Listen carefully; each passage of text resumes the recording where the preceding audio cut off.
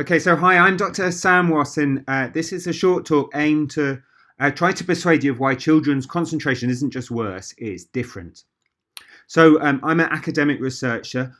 These are some of my academic credentials, some of the grants that I've been working on over the years. The theme of my research is looking at the relationship between concentration during early childhood. So looking at things like what makes some things easy to concentrate on and others hard? Why are some places easier to concentrate? Why are some people better at concentrating than others? And then how and why do children concentrate differently to adults? So we're looking at the relationship between that and stress. So what causes stress during early childhood? How can we measure it?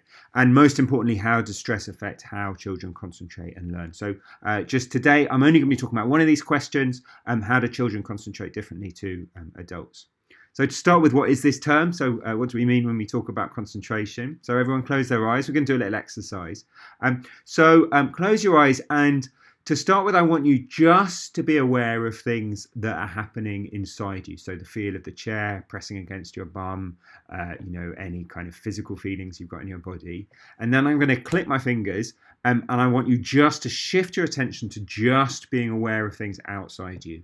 So that's any little noises you can hear outside and so on. Then I'm going to click my fingers again, ask you to shift back. Okay, so start just inside.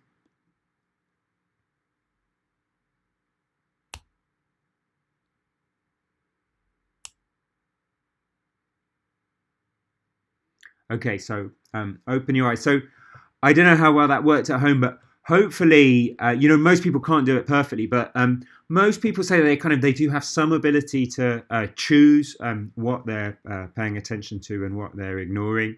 That's actually one of the exercises that you do when you're doing meditation training, which is a very well-developed form of concentration training. We're going to be talking a bit more about that in one of the later talks. But for now, I just wanted you to be aware that you do have some ability to choose what you're aware of at any one time. And that's basically what we talk about when we measure concentration as psychologists, and how well we can choose what we pay attention to and what we ignore. So just to get in a little more detail about this, we're going to do a little exercise using one of my favorite vegetables, the cauliflower. So watch this video to start with. And watch it for a while, actually, because it's quite a weird video. It's a cheat. It's a fractal, so it looks like you're zooming in on a cauliflower. But when you've watched that enough times, we're going to stop it and we're going to do a little exercise with it, which is here. We've got a very pretty picture of a still cauliflower, and I'm going to ask you to try to look just at the still picture of the cauliflower while I look at the moving cauliflower at the side. So keep your eyes focused on the still cauliflower. And what you can probably feel is it's like there's a little piece of string trying to pull your attention over to the moving cauliflower. So if you're thinking, I've got to keep focused on the still cauliflower, you can do it. But the minute your eyes start to wander, then they kind of flick over to the moving one.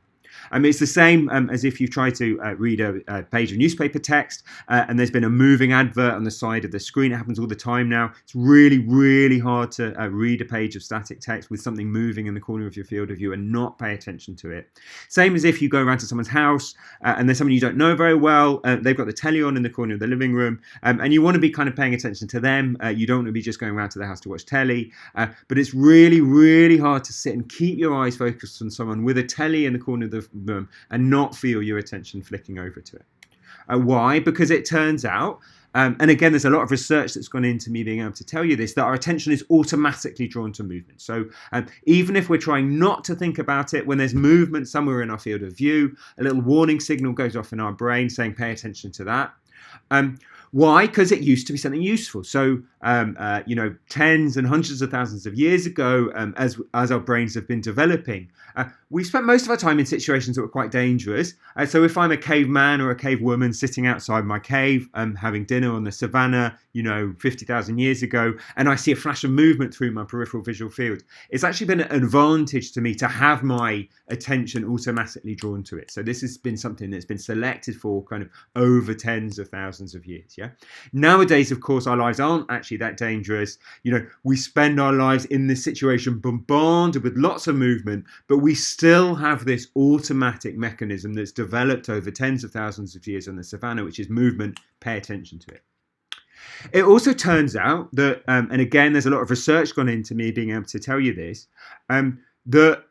the part of the brain that does this type of bottom-up or automatic attention, so that's kind of drawing our attention to these things in the outside world like movement, is called a bottom-up mechanism for two reasons. Firstly, because the part of the brain that does it is physically pretty much the lowest down part of the brain. So it's this part of the brain kind of at the bottom here, around about where the spinal cord meets the brain, and kind of at the back at the bottom here.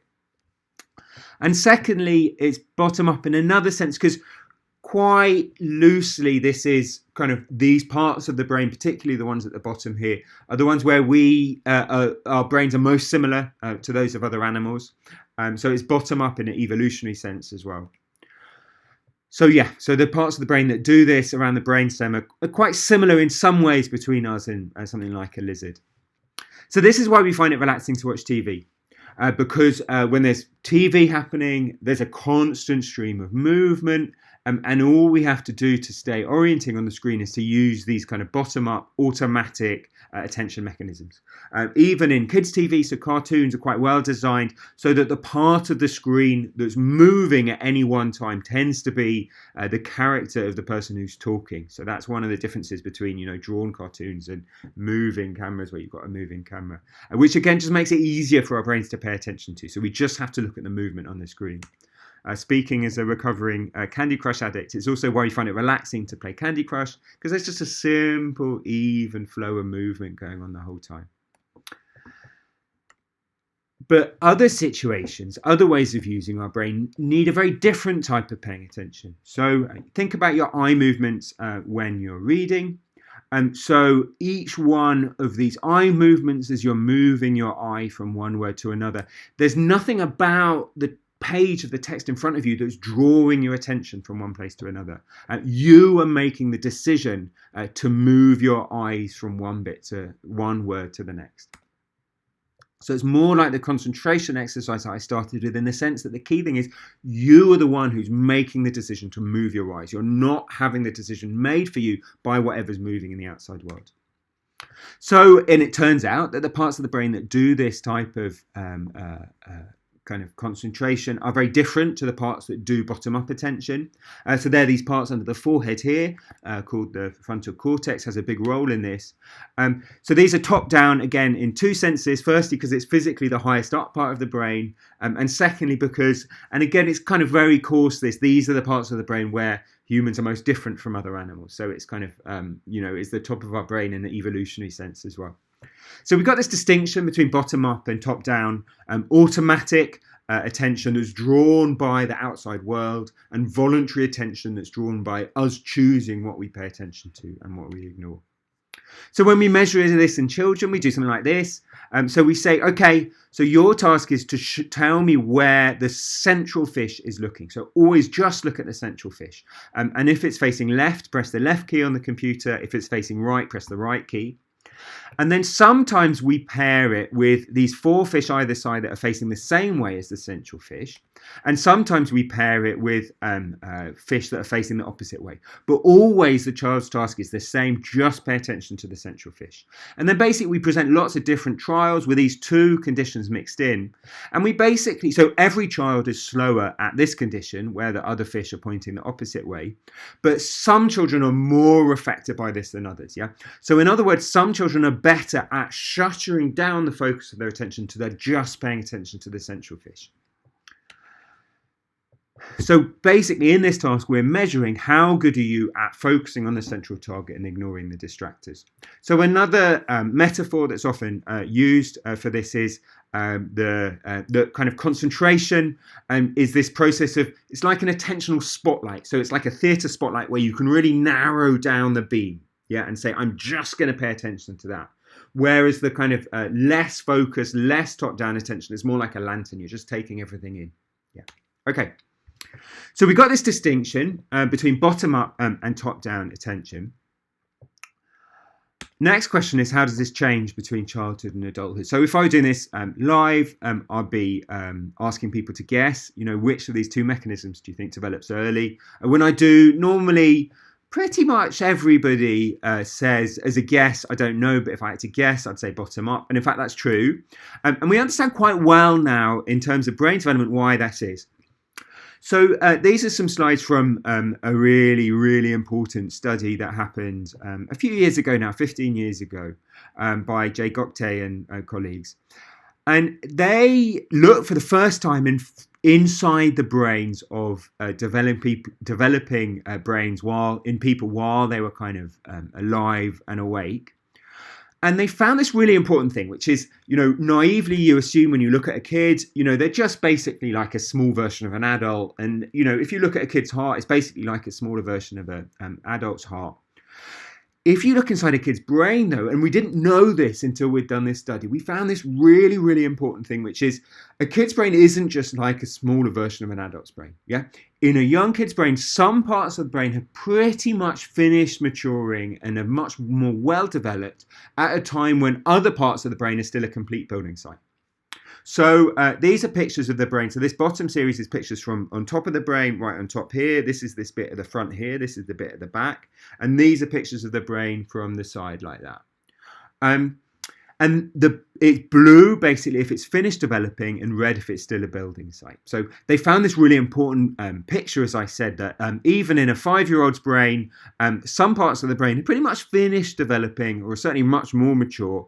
And then there are other parts of the brain that even in a 20-year-old's brain are still maturing much later than other parts of the brain.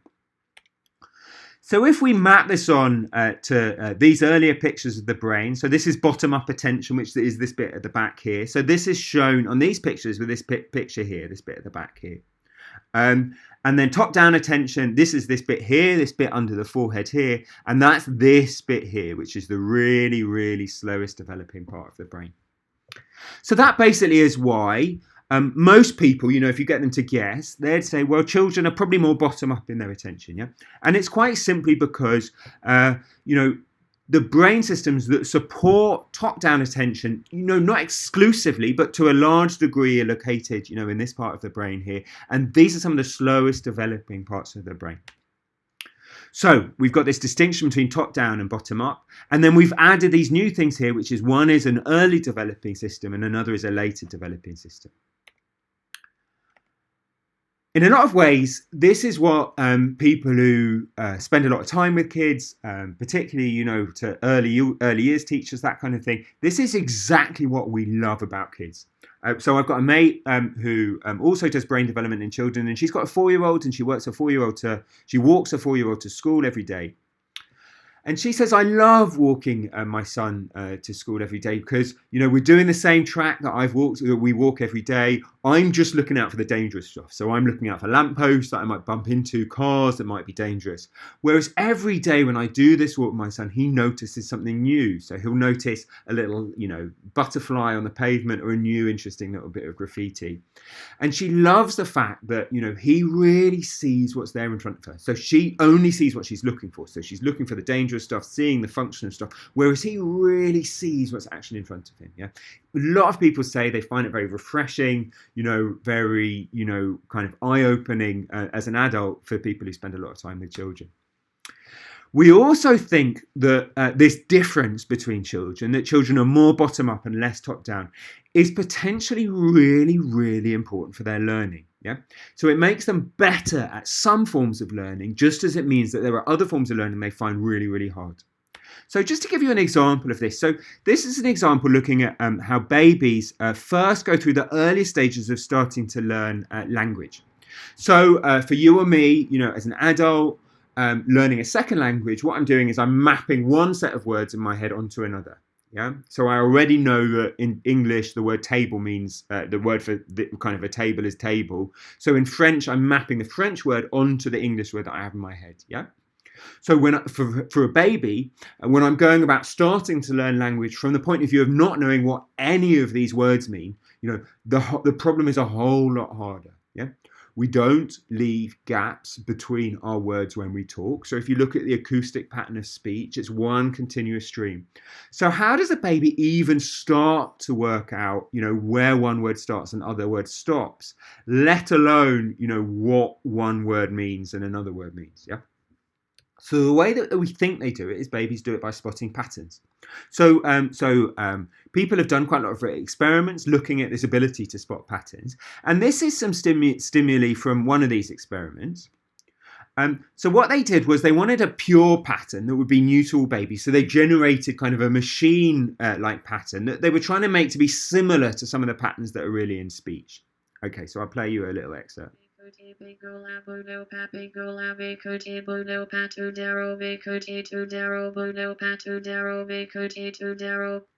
so in that sequence, I don't know exactly, but say, for example, pa will be followed more often than not by ga and so on. Yeah. So what they do is they get babies in, they sit them on their parents' lap and they play them 8 minutes of this speech, and the baby kind of sits there, smiling, dribbling, smiling at the experimenter, and then everyone looks at them. And then what they do is they've got two speakers either side, one on the left, one on the right. And from the speaker on one side, they play a pattern which was consistent with the patterns that were in this speech stream that they just played them for 8 minutes. And then from the other side, they play them a pattern that was inconsistent, so broke some of the rules, in that sequence that they're just taught. Yeah. Obviously, they move around the sides between babies and so on.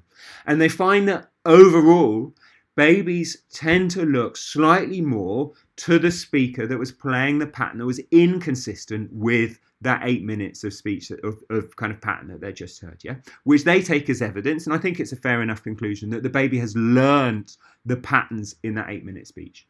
Okay, so I've tried to do this myself. I really have. I'm like, okay, Sam, you do brain development, babies can do this, you ought to be able to do this. And I've really sat there, really trying. Maybe it's pat is followed by gat, and I listen to it through, and no, it's not. And then I try and think of something else, and no, it's not that either. Yeah. And I can't do it. No matter how long I try, I can't do it. So there are some good studies suggesting that babies massively outperform adults at this type of raw pattern spotting ability. Yeah. But there are other types of pattern spotting ability where adults outperform children. So this is from a learning task that is given to 5 or 6 year old children. And it's basically, teaches them a few patterns in their head. A few facts in their head, and says no matter what they look like or what their jobs are, all insects have 6 legs and 3 body parts. Yeah. And then circle the picture of an insect. So what you've got to do is, first of all, you've got to shutter down that idea. Okay, I'm looking at 6 legs. Yeah. So I'm just thinking at each of these ones, which of them have got 6 legs. Yeah. And I've got not to get distracted by the fact that, this one is green and my favorite color is green, and so on and so on. Yeah. And then I've got to go back and shutter down my attention. So I'm just thinking about 3 body parts, and then go and circle which of these have got 3 body parts and so on. Yeah. And this is the type of learning that children who are less top down, who find controlling the focus of their attention much, much harder. Yeah.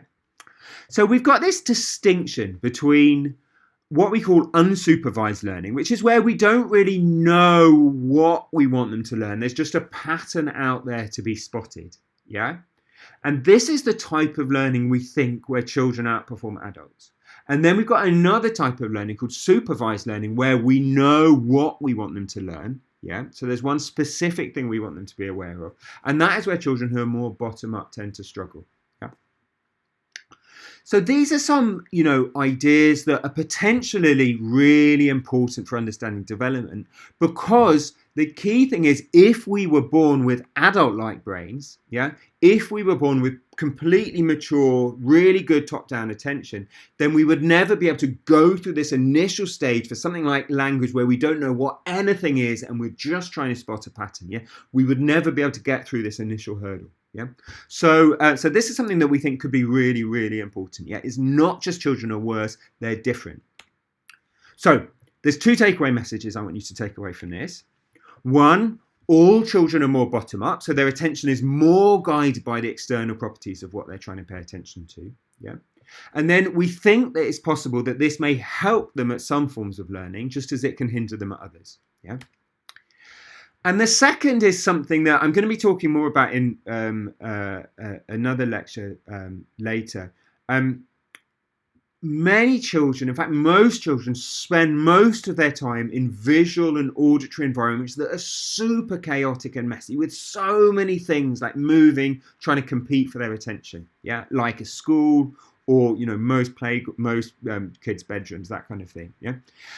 As adults, and I say this a lot to early years teachers, we're so good, our brains have got so good at filtering out background information that we often don't realize we're doing it. Yeah. So I'm so good at paying attention to one thing, narrowing down my attentional spotlight just to pay attention to that I don't even aware that I'm doing it. Yeah. Children's brains find this harder, so they're much more likely to get distracted by a given level of background distraction than others. Okay. So for any researchers, these are some of the references that I've been talking about, that I've mentioned, as I go. If you've got any questions, feel free to email me or get in touch by Twitter. Otherwise, the next talk that I'm going to be doing in this series is called Can't Concentrate, Some Solutions for Scatterbrain Kids. Okay, thanks.